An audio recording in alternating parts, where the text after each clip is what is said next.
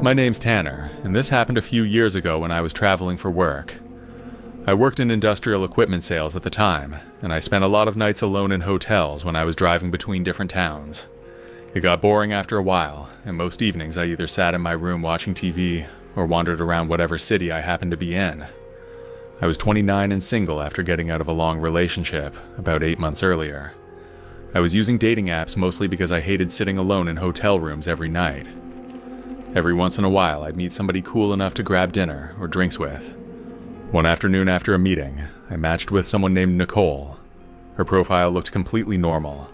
She had a few pictures, including a couple that looked casual and unfiltered. We started messaging at around lunchtime, and we pretty quickly moved to texting. We talked nonstop for hours that afternoon.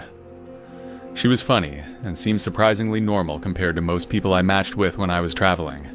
I thought I got lucky for once, because usually conversations on those apps died after 10 messages. By early evening, we were talking about meeting up.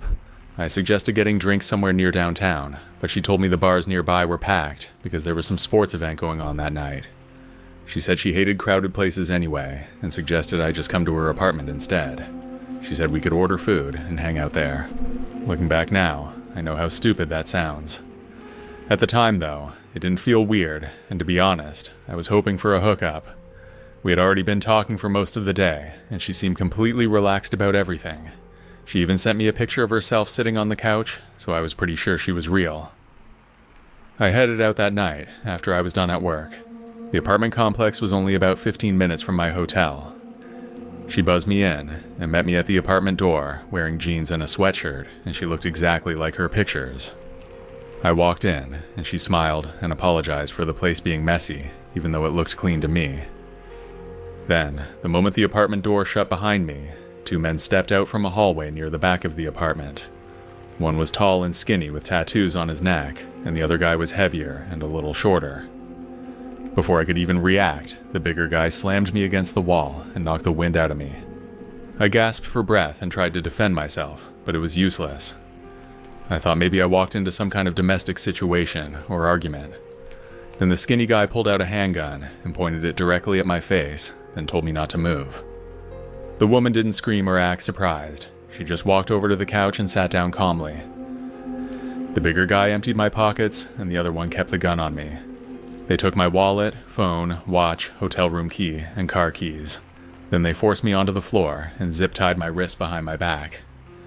I know it sounds dumb, but I was trying to talk my way out of it for a while.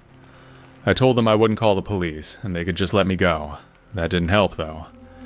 They sat me upright against the wall and told me to log into my banking app. I refused at first, until the bigger guy kicked me in the ribs, hard enough that I couldn't breathe properly for a few seconds. After that, I did it. They opened my banking apps while the woman watched from the couch scrolling through her phone, like she was bored. The 2 men acted aggressive and unpredictable, but she looked completely detached, like this was just part of her normal evening routine. They transferred money out of my accounts, and one of them kept asking if I had crypto accounts or hidden cards anywhere. I told them no, because I honestly didn't. The whole thing probably lasted 20 minutes, but it felt much longer. At one point, the skinny guy told me they should drive me out somewhere, so I couldn't call anyone right away. I remember feeling genuine panic then, because up until that moment, I believed they were just robbing me. Once they started discussing taking me somewhere else, I thought there was a real chance I wasn't getting out of there. The woman finally said, "Just leave him here, he's not going to do anything." Before they left, they dragged me into the bathroom and tightened the zip ties around my wrists and ankles. The bigger guy told me not to try anything, because they knew what hotel I was staying at. I don't know if that was true or not, but at the time I believed him. Then they shut the bathroom door, and I heard them leave the apartment a minute later. I still don't know if one of them lived there, but it was probably a short-term rental, otherwise they wouldn't have left me there. I sat there for a while just listening, because I was scared they might still be inside, waiting for me to move. Eventually I started trying to break the zip ties, but I couldn't. Then I started trying to slip out of them. I could feel my arms getting cut up, and I knew I was bleeding. But then after a while, I got one arm out. The second I was free, I ran. I didn't even stop to grab my shoes because I didn't think about it. I just ran barefoot out of the apartment and down the hallway. There was one woman opening her apartment door slightly as I passed, and she must have thought I was crazy. There was a gas station about a block away, and I sprinted there, and I was still half tied up. The cashier looked terrified when I came through the door, but he helped me anyway. They called the police and an ambulance, but by the time the cops arrived, I completely fell apart mentally. I suddenly felt embarrassed in a way I can't fully explain. I kept imagining having to explain to everyone that I got lured to an apartment by a dating app match and robbed like an idiot. So when the police started asking questions, I lied. I told them I got jumped walking back from a bar and didn't know who did it. They clearly didn't believe me because none of the story made sense, but they couldn't force me to tell the truth, so they left. The bank eventually refunded part of the money because I reported the transfers as fraudulent. I canceled everything else and left town the next morning. I still think about it sometimes because the scariest part wasn't even the robbery itself. It was how normal the whole thing felt right up until the second it happened. She laughed at my jokes, talked about music she liked, complained about work, and sent me selfies from her couch. She seemed like a completely regular person. It took me a while before I could tell this story honestly, and it feels good to get it out there. I've moved on now, and I swear I'm not that dumb anymore. I was 27 when this happened, and I'd been single for about 4 months after a pretty rough breakup. I lived alone at the time, in a small apartment in the city, and honestly, I was handling it badly. Most nights after work, I just sat around scrolling through dating apps and trying not to think about my ex. I wasn't really looking for a serious relationship though. I mostly just wanted a distraction and maybe somebody to spend the night with so I didn't feel so miserable all the time. That was how I met someone named Vanessa. Her profile said she was 31 and only in town for one night because she was traveling for work. She was attractive and way more forward than most people I talked to on there. Within maybe 20 minutes of messaging, she asked if I wanted to meet for drinks at a place near the highway outside of town. Looking back, there were probably a few red flags already. She kept avoiding specific questions about where she lived, and she took a weirdly long time replying anytime I asked something personal. But at the time, I ignored all of it because she was giving me attention, and I wanted the night to go somewhere. We met at a sports bar attached to one of those highway hotels that truckers stop at. It had neon beer signs everywhere, and it smelled like cigarettes, even though smoking had been banned indoors for years. She looked exactly like her pictures though, so immediately I relaxed a little. The first hour went pretty good too.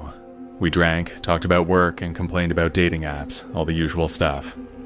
She mentioned she was staying at a motel nearby because it was cheap and her company gave her a fixed budget. That way she could keep a little bit of extra cash. She drank pretty heavily, but not enough to get really drunk. After a while though, I noticed she kept checking her phone and turning it face down whenever messages came in. One time she even walked outside to answer a call. I asked if everything was okay, and she just rolled her eyes and said, "My ex doesn't know how to leave me alone." That should have been enough for me to slow down, but I let it go. After a couple more drinks, she started touching my arm while we talked, and she leaned close to me. Eventually, she asked if I wanted to go back to her motel room, and I said yes. The motel was about 5 minutes away, so we paid the bill and started going. Then as we walked towards the rooms, she got more serious. She told me her friend was staying in another room nearby and asked me to keep my voice down because she didn't want to wake her up. I remember thinking that sounded a little strange because the rooms weren't even connected, but I didn't really question it. When we got there, she unlocked the door and we went inside. I noticed that there were clothes piled on a chair and an open duffel bag on the floor. Vanessa sat down on the edge of the bed and pulled me towards her almost immediately. We started kissing, and everything happened fast after that. I tried to pull her shirt off, and then the door slammed open so hard it bounced off the wall. A man stormed into the room yelling. I honestly froze because my brain couldn't process what was happening. He was probably mid-30s, tall with a shaved head, and he was absolutely furious. Vanessa jumped off the bed and immediately started screaming back at him before I could even say anything. Within 10 seconds, I realized this wasn't some jealous ex randomly showing up. They knew each other very well. She was screaming back that he was crazy and needed to calm down. Then he pointed at me and shouted, "Who the hell is this guy?"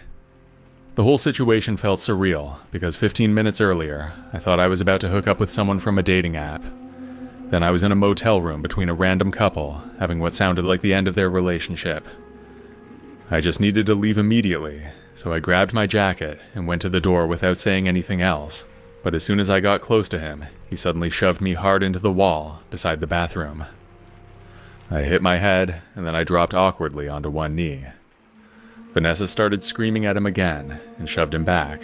Then both of them started struggling with each other near the foot of the bed. I didn't try to fight him because I was stunned and panicking. I just wanted to get out of there.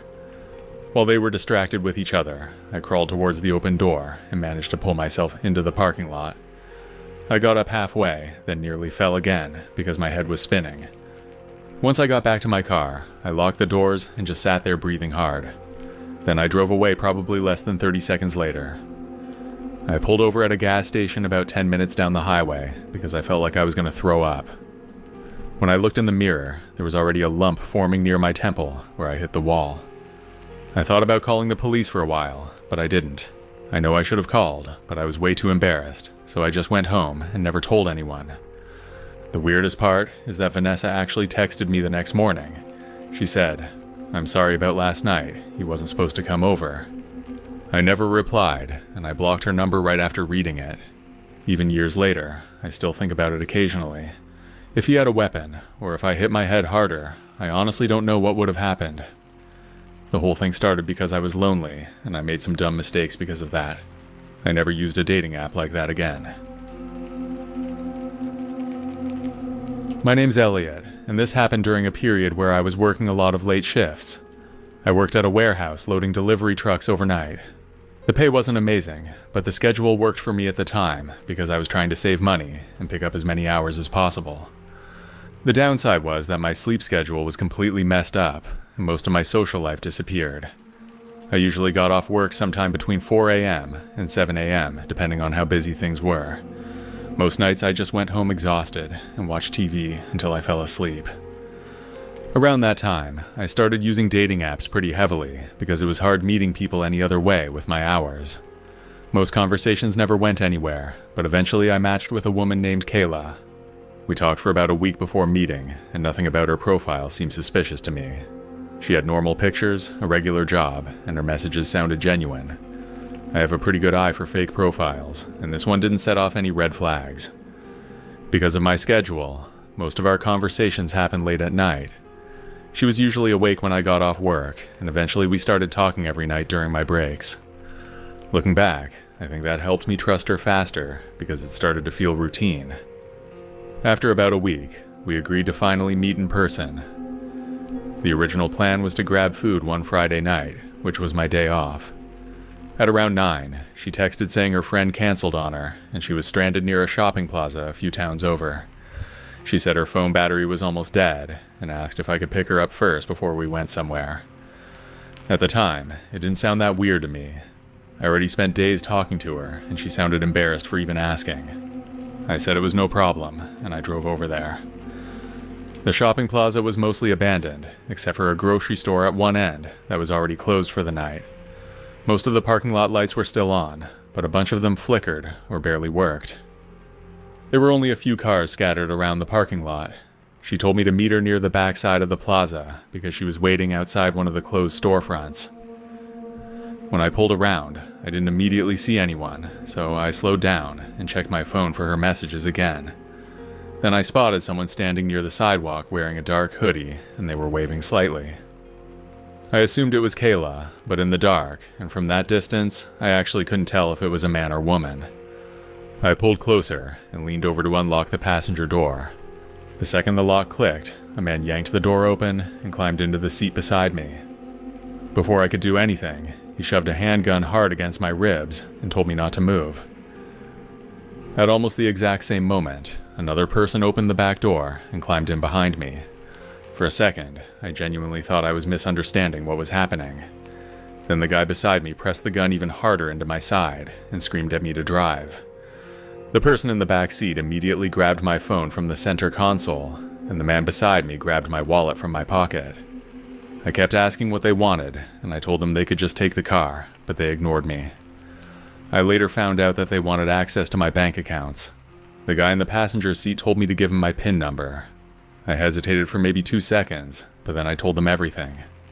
They drove me around for close to an hour, forcing me to stop at different ATMs. One of them would stay in the car with me, while the other withdrew cash. They kept threatening to shoot me if I tried anything stupid. They weren't yelling constantly like you see in movies. They talked to each other casually, like they'd done this before, and one of them was almost nice to me occasionally. At one point, the person in the back seat asked me where I lived, and whether anyone was expecting me home. That honestly scared me more than the gun, because suddenly I started thinking they might not let me go afterwards. Most of the drive blurred together after a while, because adrenaline completely took over. I just remember a bunch of gas stations and ATMs. Eventually, we ended up in an industrial area outside of town. There were almost no lights except for a few loading docks in the distance. The man beside me told me to get out of the car. I did what he said, and immediately realized how cold it was out there. Then they sped off and disappeared down the road with my phone and wallet, so I had no choice but to start walking. After about 20 minutes, I finally saw headlights from a transport truck pulling out of a loading yard. I started waving my arms like an idiot because I wanted to make sure he saw me.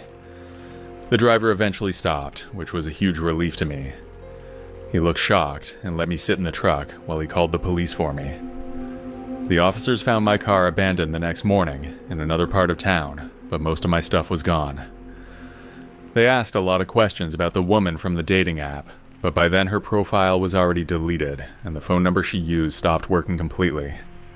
I still don't even know if the woman I talked to actually existed, or if the whole thing was just those guys pretending to be her from the beginning. Either way, I walked right into a trap, and that much is on me.